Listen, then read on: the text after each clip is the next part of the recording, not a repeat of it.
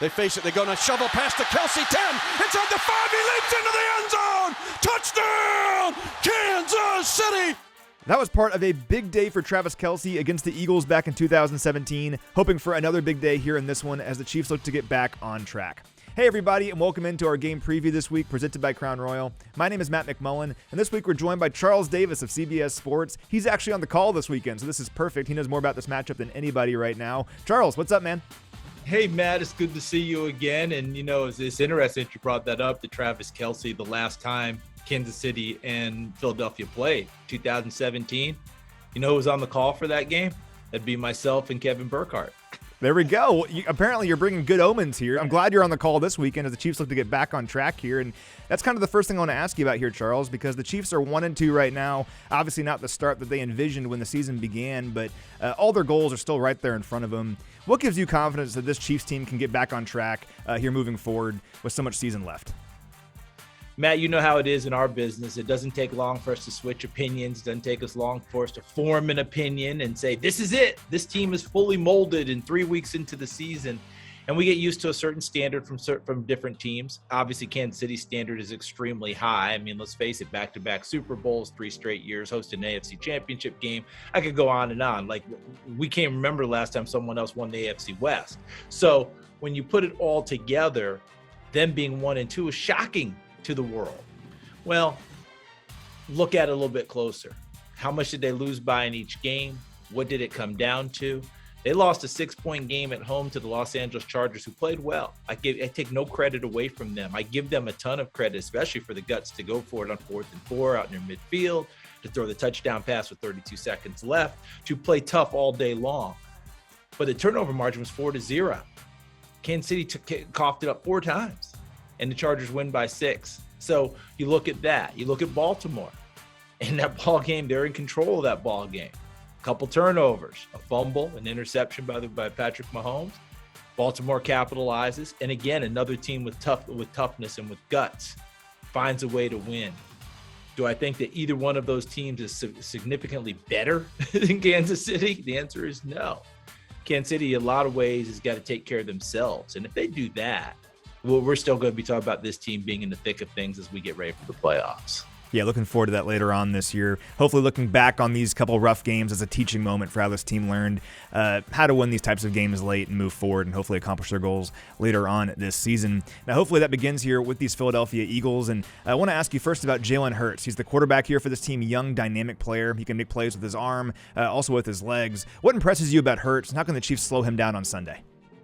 What impresses me most about him is that he was raised in the game. He's an absolute, we use that term gym rat, raised by a coach, son of a coach, which he actually is, and has been involved in. His father is an offensive wizard. But, that's the first thing. The second thing is his maturity. Think about what he's done and gone through. I mean, he was a freshman at Alabama and won SEC Player of the Year. Okay. He ends up losing his job at halftime of a national championship game.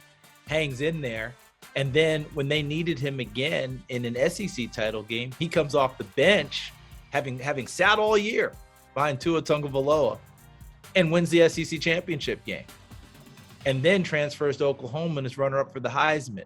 He's been Player of the Year in 2 of the Power 5 conferences. That's hard to do. He's been an All-American. I mean, he's done it all in terms of that. So those are things that really impress me. Now, adapting to the pro game, adapting to a brand new head coach. He's kind of been through all this before.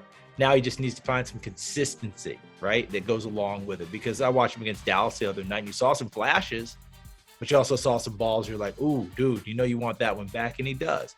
But there's plenty to like about him. Mobility, maturity. He's got everything you're looking for. In fact, the Eagles named him a team captain. That speaks volumes. Yeah, I always admired how he handled those things in college, like when Tua Tagovailoa got the starting job over him. He was all class, so I always admired that in Jalen Hurts. And he can really move on the ground. We've seen that early on in his career. If you look at this season alone, he has the second most rushing attempts of any quarterback in the NFL, behind only Lamar Jackson, doing a lot of that damage on first down as well. 11 rushes for 82 yards on first down. So want to make sure that you're not letting him escape, making second manageable or even big plays with his legs early on at downs. Now, looking at this Eagles defense, for me, it really begins with their defensive line, very strong defensive line, even with Brandon Graham out for the season. They have guys like Fletcher Cox, one of the best defensive tackles in all of football. Also, Javon Hargrave has been incredible this season. He has 11 pressures, 4 sacks so far. That defensive line is very impressive. When you're looking at this Chiefs offense against this Eagles defense on Sunday, what's a matchup or two that you're watching in this game? Well, you mentioned right away, right out of the gate, matchups out of the deal. I want to see what Creed Humphrey as a rookie center, Trey Smith as a rookie guard, what they're going to do when Fletcher Cox lines up opposite them and Javon Hargrave lines up opposite them and they're going to have to handle that. Kansas City wants to run the ball more like they did against the Los Angeles Chargers. Get Clyde Edwards-Helaire going again, and he did very well last week, saved the one fumble. So I want to see how they handle that power inside. Remember Fletcher Cox last game? He scored a touchdown off of the fumble caused by Hargrave, but he had no other stats the entire game. Now, you're not going to get that every week with Fletcher Cox. In fact, he's going to be out there with a vengeance in this one. So I like that. I like to see what those matchups are like inside, where the power is and what they're having to deal with that. Another couple of matchups, Darius Slay, their best cover corner. Is he going to end up doing that traveling thing? Is he going to go across formation to run with Tyreek Hill? Or is it going to be he stays on one side, Tyreek Hill goes wherever he goes, and you match up with that speed versus a Pro Bowl type cornerback? So that's another matchup that I'm eager to watch. But all in all, I think you nailed it, Matt. That defensive front of Philadelphia, they set the tone, they set the tempo. They're going to have to play well in this one because I think you talk about a Kansas City team, 2 straight weeks, didn't find a way to win. Tired of the criticism. And oh, by the way, people quit looking at the numbers. They're averaging over 30 points a game on offense. It can't be that bad, right? So that's part of what's going on with them. They're like, hey, you're taking us for granted now. We put up 30 points and you act like we had a really lousy last 2 weeks, made some mistakes, but we've got a chance to get back at it.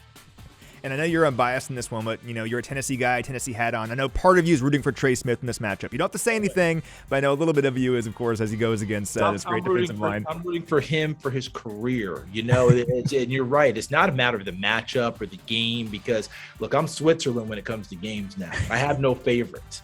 But with his story, what he overcame, the disappointment on draft day when he really should have been a 2nd, 3rd round pick, but because of his past medical history, people passed on him till the 6th round, and he became a starter day 1 as a rookie. You can't help but like that kind of story. I like those kind of stories all across the league, no matter where they went to school. But if they went to Tennessee, they get a little extra from me. Well, of course. We're looking forward to see how Trey does against this defensive line here on Sunday as the Chiefs look to get back on track. Coach Reid going for his 100th win as the head coach of the Kansas City Chiefs. If he can get that, he'll be the only head coach in NFL history to have at least 100 wins with multiple franchises. And what better place to do it than back in Philadelphia where his head coaching career began. Charles, awesome stuff as always, man. Appreciate your time. Thanks, Matt. Appreciate it. It's absolutely stunning, isn't it? He's got a chance to have 100 wins for 2 different franchises in the NFL. That's phenomenal.